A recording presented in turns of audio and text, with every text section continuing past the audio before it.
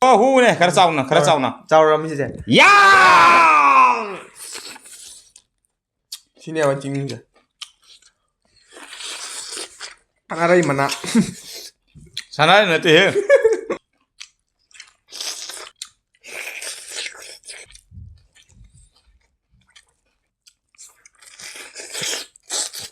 Mukbang nga tinjot pa mi am jaw ne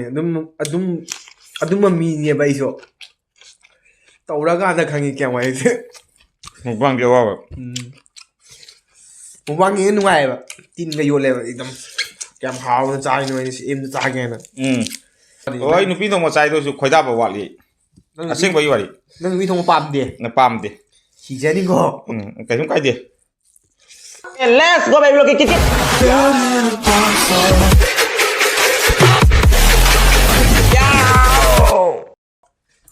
Hai maya itu tentang sih jono video am putun laksana sih kali mathen cha na itu maya miang tapi na segi mathen magana sih tahu jere ko asige sih ok lai re sabak ok thong mai jare sih salad khara lai jare ko na bare sih ko peruk lai jare asena kai no mana ante he sih kai no ni hangam pere hangam maton hai ta asige hangam maton extra gari bisikle tongan sonoli jare asmai charger ngasi simple charger ngasi nangboi nangdoi tono thongjabani inau pa simon laksabani inau pa mai channel pa jabani nau channel hangjabani na masu magi damakta khara aina dum ma lakoni na dum mathen mako khara tawre mai chara ga tawre do masu mai channel gi intro kari gra khara ingone tambag lakoni na ngasi mai tong charger ga khalle ado magi pham dim khara taja si mai channel kari leiba kamai to ma channel nau hangjabe kamai kari wakhal lei jaba khochaba ado mangone taja asidari nang kari haning bang ta channel ji gaira mose nangi channel su lei nang maming do hara mo channel su kai su intro khara toromo ai channel se hana khang le mi do password ka hore loin ka hore je nau nam pai na bliss like sang the mai na pai ri tu to bu ya ma se khoi khun gi ni se tu ma ga dum kui re ina phangna ga ni ja mai su matam sang da ba tu nasi phangna ba si da harawi du ma na si chabi na si khobina se la ya chabi na ri tu ai nau na hang ba YouTube si de aina short matek semja ba se thagala kan ni du ya mana du share taro kan ni mayam jengmina se nangi channel ring dum ta mayam da bliss like sang tem mayam su support to bina se site dum ulam jaga video ki da description thapam ge hashtag to swap charam ge edar to swap charam ge mayam dum support to bina si akoi ma se nama support to de kan support to de no aduni na ado sa ba se kamai tau sia ba nang apa mo ko ba ngasi ok se ok ti pa me ai taura ge cha thoge ni ma di ok cha da mina beram ta dore ai ok cha kan de ko ai lam cha thara haudong ko na ma pu sum ba mapang ma haudong pu chieng re hoji ama ka lai re kurti am re sar law na hang do lak charam ne ko cha bekdam gara insan doimi adru man cha ba hono metro ki let's go babyblogki kitkityaow haura si ha ai di hau gre mai ki haura si ya te ma han haure ne bo thabi jem da sikke nang thabian hau ga ro mayam lebu thabi gajar loin jaw ro bani tilhau nge ok chabak kiano ama ani ahum ok je punam na chik se chik to mine ok an charo e chakan chadu medi ai ok an chate pare ok chik ai di kitkityaow ni na yaw wai si chak nya ba do miam cha ba hono betor ke ka ba se ho si aham ba se kom sukjam jaw ni ukte hu ne khar chaw na chaw ra mi se ya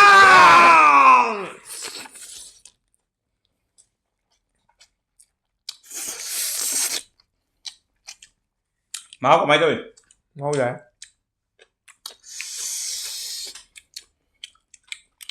ok thì pun jik biasa ya ayo sini awak cingin je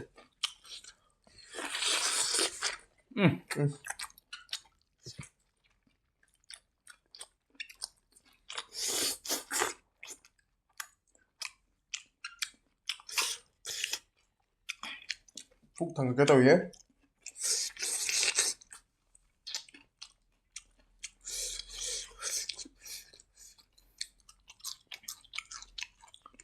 Sanarai mana?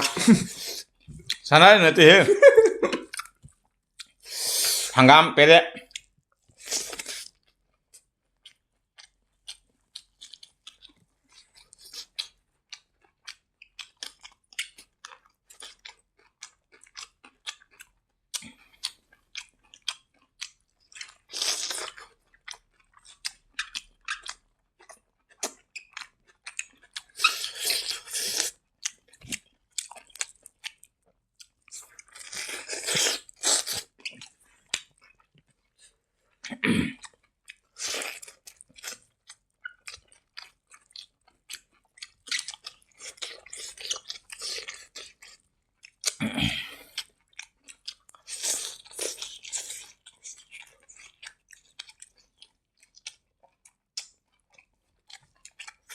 thùng có dạng ăn nè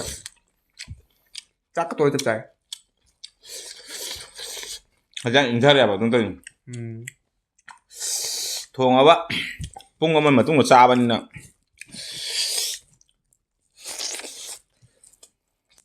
nhang nhào 하브로 anh đang ốc thùng ấy xa rồi anh hình cái kia rồi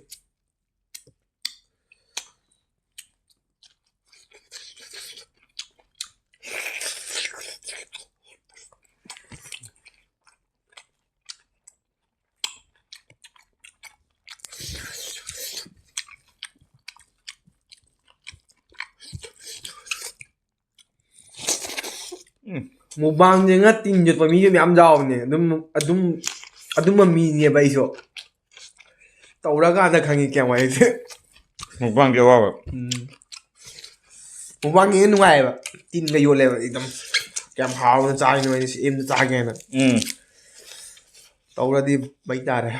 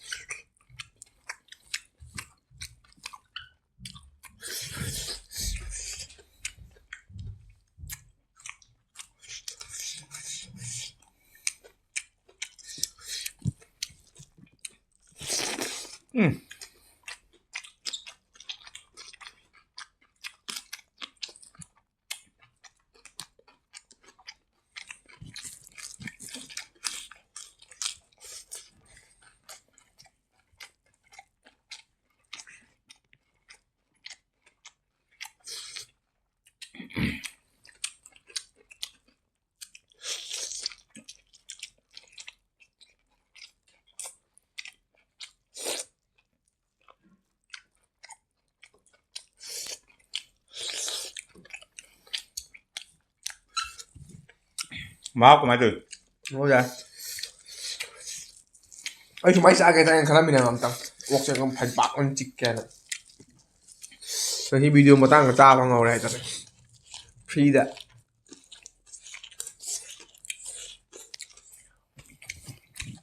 마하고 저밖에 마하고 나 해는 분 pin làแบบchạm rồi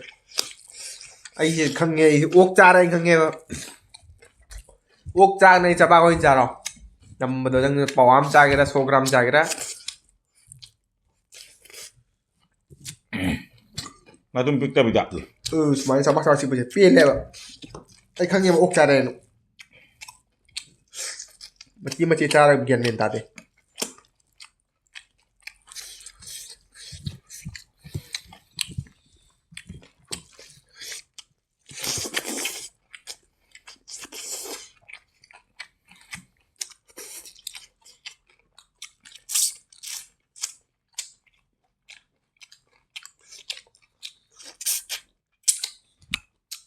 cái thằng còn léo không rồi hết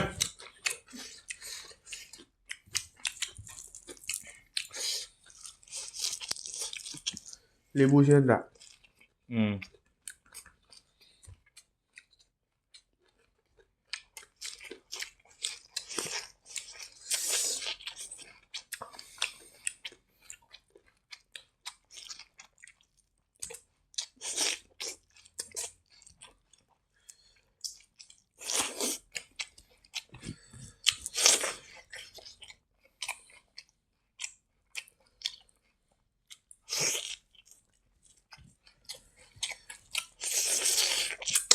ta bao ra 바로 좀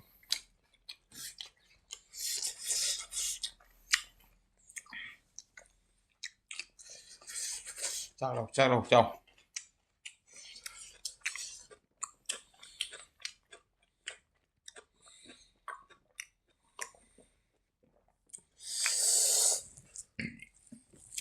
ꯑꯁꯦꯡꯕ ꯍꯥꯎꯕ꯭ꯔꯣ ꯍꯥꯎꯋꯦ ꯅꯪ ꯏꯟꯖꯥꯡ ꯊꯣꯡꯕꯊꯣꯡꯃꯟꯅ ꯍꯩꯔꯅ ꯀꯃꯥꯏꯅ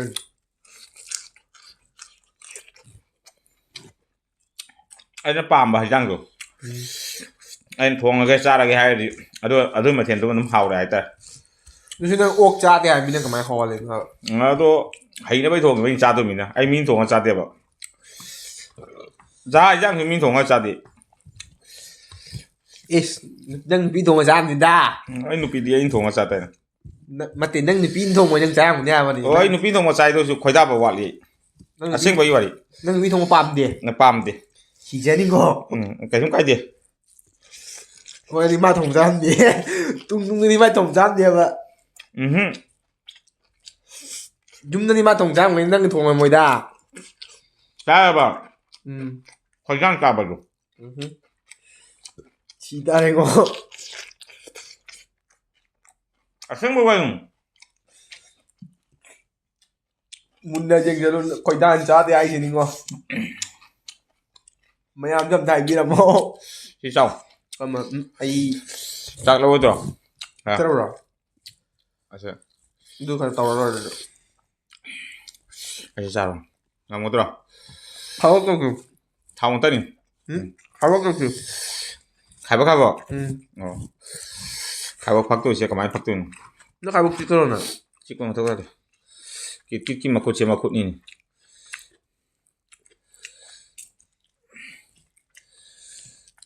ꯑꯣꯛꯁꯦ ꯑꯩꯅ ꯈꯜꯂꯝꯃꯤ kilo ꯑꯃꯁꯦ ꯃꯊꯟ ꯆꯥꯔꯦꯅ ꯃꯃꯣꯟꯃꯨꯛ ꯈꯜꯂꯝꯃꯤꯅꯤ ꯁꯤ ꯀꯗꯥꯏꯗꯒꯤ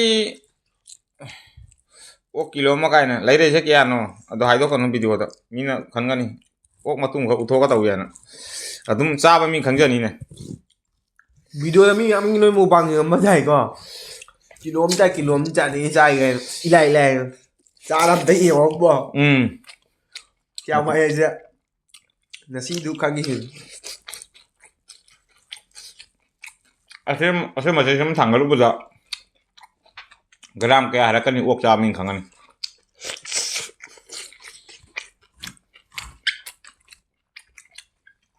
ꯉꯝꯗꯦꯍꯦ ꯑꯁꯦꯡꯕꯗ ꯉꯝꯗꯦꯕ ꯑꯣꯛꯁꯦ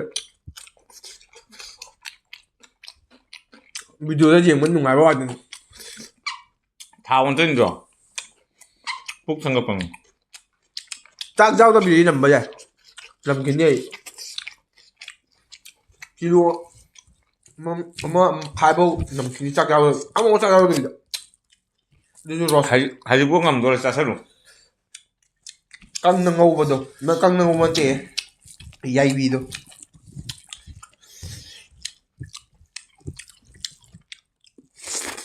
ꯂꯦꯕꯨꯗꯣ ꯀꯥꯏ ꯃꯥꯡꯈ꯭ꯔꯦ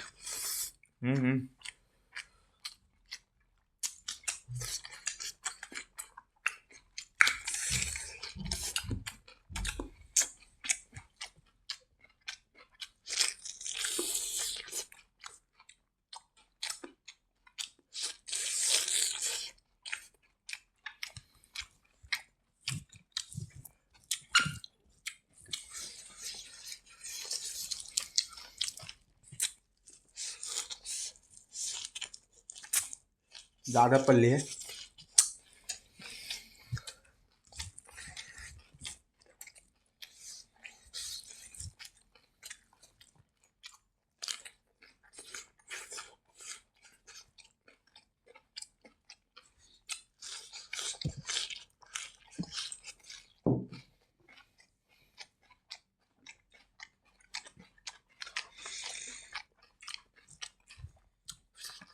ꯆꯥꯛ ꯋꯥꯠꯂꯕꯣ हदरोके तौरे तो ꯂꯣꯏꯁꯤꯜ ꯂꯦꯝꯃꯟꯒꯅꯨ ꯃꯨꯛꯕꯥꯡꯒ ꯐꯗꯦ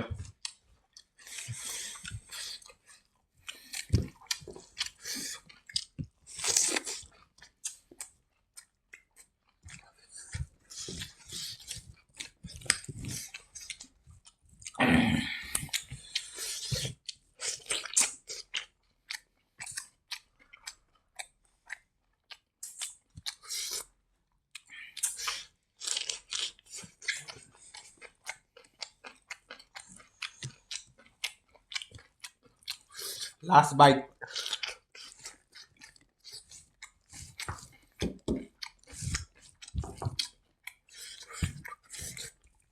ร้านเจ้าเป็นมาห้องพังไงดิผมว่ามันจับเลยร้านเจ้าห้องทุกหมดจักรสาสุราตัวนะเอาตัวนั้นห้อง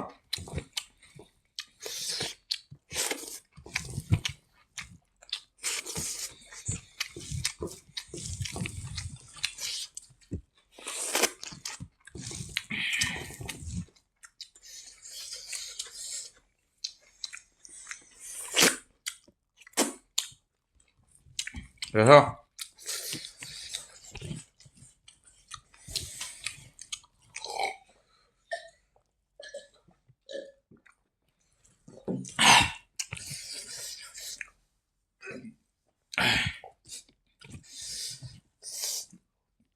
รู้ได้ป่ะ